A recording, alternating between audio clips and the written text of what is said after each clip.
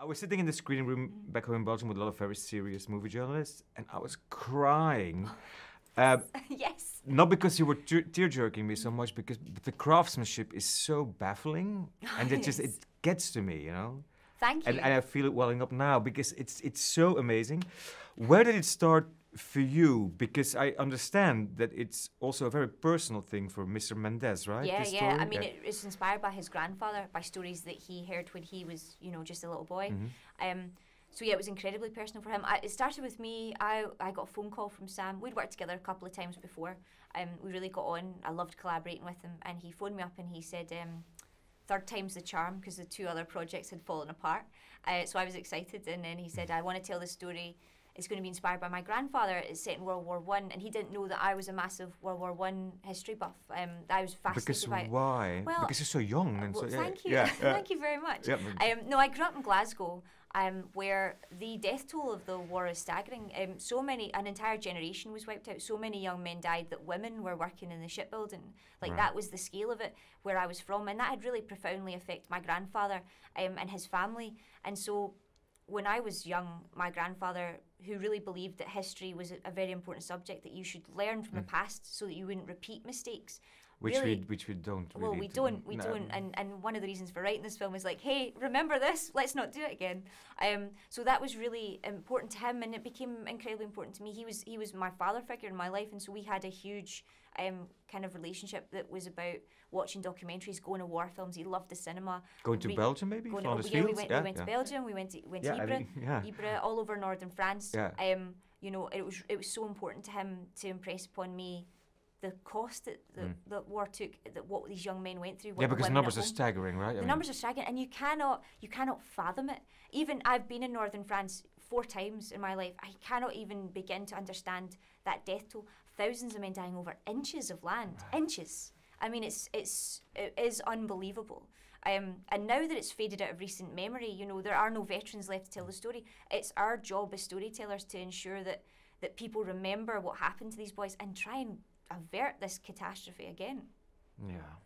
I mean, sometimes we're not very optimistic about that thing, right? The other thing, I mean, to me, the reason that this was very timely to me as well, they were fighting for a free and united Europe. Yeah. And somehow, 100 years later, the concept of a united Europe is in jeopardy, which is utter madness.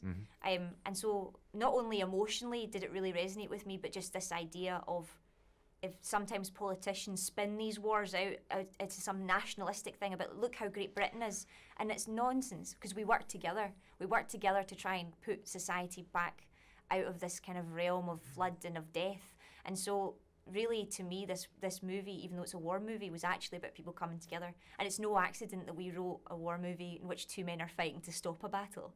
It was all designed. It's not pro-war. It's very anti-war. It's all about the human cost of war.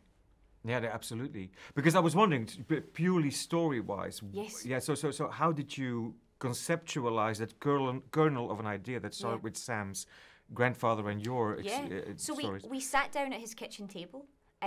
I had brought all my grandfather's books. I went round to my storage unit and dug them all out. He had a load of books. He had his, diaries, all these kind of things. And we sat down and we talked about the day it would happen over. So we knew it was Sam's idea to have it happen over that day, because the Hindenburg retreat was the only time in which there was a huge swathe of land to travel through. So it wouldn't just be mud and trench and trench.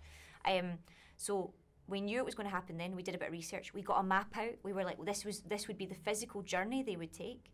And then we started talking about other war movies, other stories set in the war, and what the story was we wanted to tell, what the message was. And then we started working on the characters.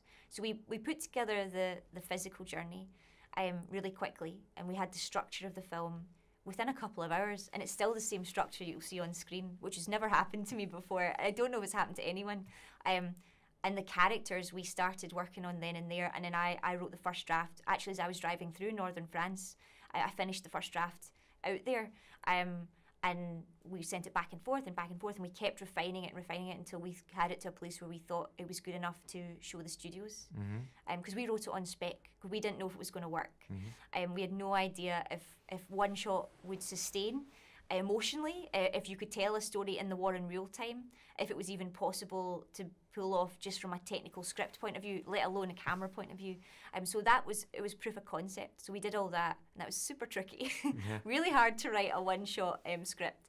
I don't recommend it. I mean, I do because it was wonderful, and I'm so proud of the film. But like, I would need a holiday before I started another one.